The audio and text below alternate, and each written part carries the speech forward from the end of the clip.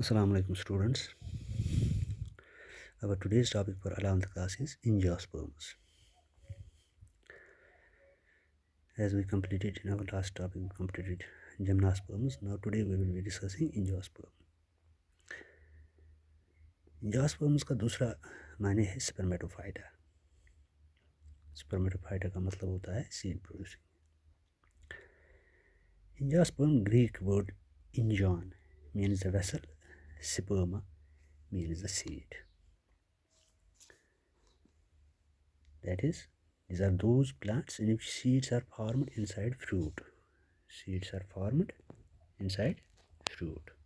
The plants in which seeds are formed inside the fruit. And sporophylls are organized into flowers. Sporophylls are organized into flowers. जहाँ तक इनके characteristics का ताल्लुक है, man characteristics,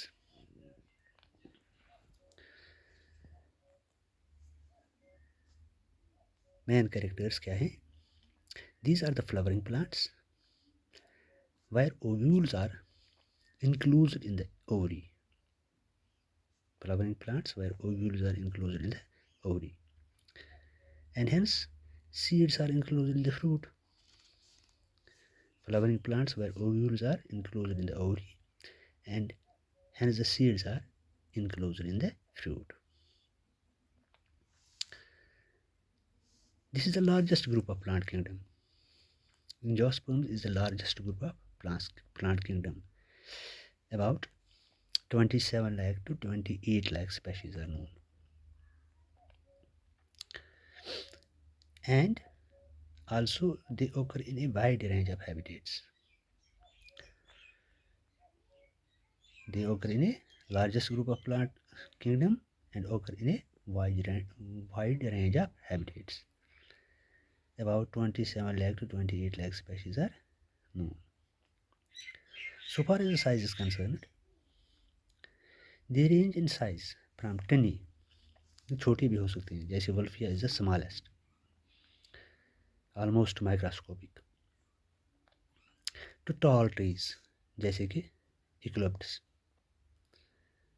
ये 100 metre तक भी जा सकता है eucalyptus. This is the size. Vascular tissues in these are well developed. That is, xylem phloem are well developed here. जैसे कि हमने जिम्नोस्पर्म्स में पढ़ा था, वहाँ पे xylem vessels नहीं थी. यहाँ पे बिल्कुल xylem vessels मौजूद हैं. All the four components of the xylem and phloem are present. So vascular tissues are well developed. Angiosperms are divided into two classes. That is, dicotyledons and monocotyledons. Cotyledon का मतलब होता है seed leaf. Cotyledon means seed leaves. Dicotyledons and monocotyledons, जिनको हम commonly कहते हैं dicots and monocots. Dicots क्या होते हैं? Dicots are the flowering plants which are characterized by the presence of two cotyledons in the seed, जिनमें दो cotyledons होते हैं. जैसे कि आप मटर का दाना अगर आप लोगे, उसको आप अगर ब्रेक करोगे तो वो दो पार्ट्स में डिवाइड हो जाएगा, तो उसी को हम कहते हैं टू कॉटिलेडन्स. जैसे इसके एग्जांपल हैं पी है, रोज़ है, कॉटन है, मस्टर्ड है, या एकेशिया है, सनफ्लावर है, यूकेलिप्टस है. These are some of the examples of dicotyledons. So far as monocotyledons are concerned, monocots are the angiospermic plants are flowering plants which are characterized by the presence of single cotyledons in the seed, जिनके अंदर एक ही cotyledon हो. जैसे कि बनाना है, grass है, palms है, मेज है, सीरियल्स है, बम्बू है, ऑर्चिड्स हैं. These are the examples of monocotyledons.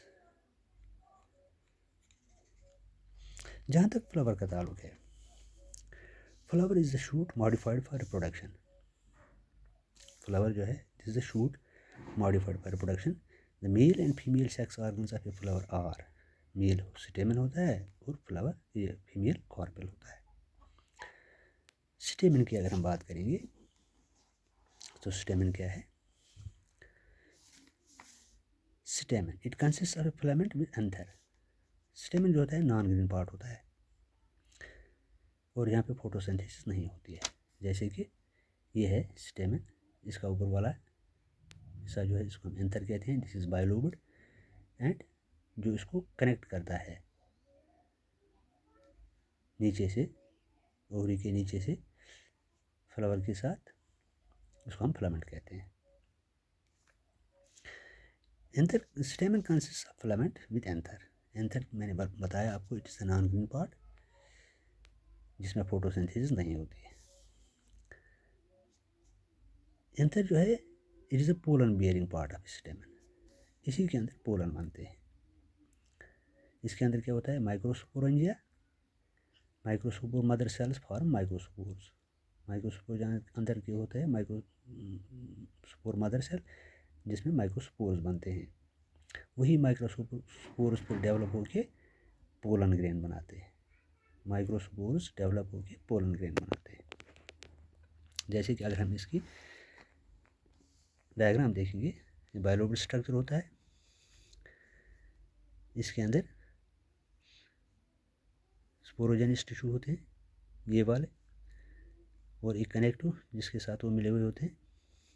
इसका स्ट्रक्चर जहाँ तक ताल्लुक है, आप आखिर वाली जो लेयर है बाहर वाली, इसको हम एपिडर्मिस कहते हैं। इसके अंदर एंडोथीशियम है। एंडोथीशियम का काम है डिहिसेंस में, जब एंथर मैच्योर हो जाएगी तो ये डिहिसेंस फट जाती है और इसे पोलन ग्रैंड बाहर निकलाते हैं।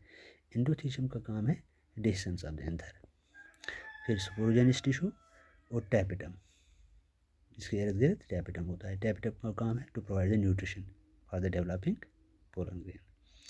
और अंदर वाले लेयर को हम कहते हैं मिडल लेयर। एंथर के अंदर क्या होता है? एंथर को हम माइक्रोस्कोप मदर सेल कहते हैं। इसमें मियासिस होकर पोलन टेट्राड बनेगा। पोलन टेट्राड मैच्योर होकर पोलन ग्रेन बनाएगा। This is all about it is male, that is the स्टेमन। Now it is female part, that is carpel. इंशाल्लाह हम कल पढ़ेंगे कार्पेल के मतलब। Thank you. ये पॉइंट्स आप नोट करेंगे।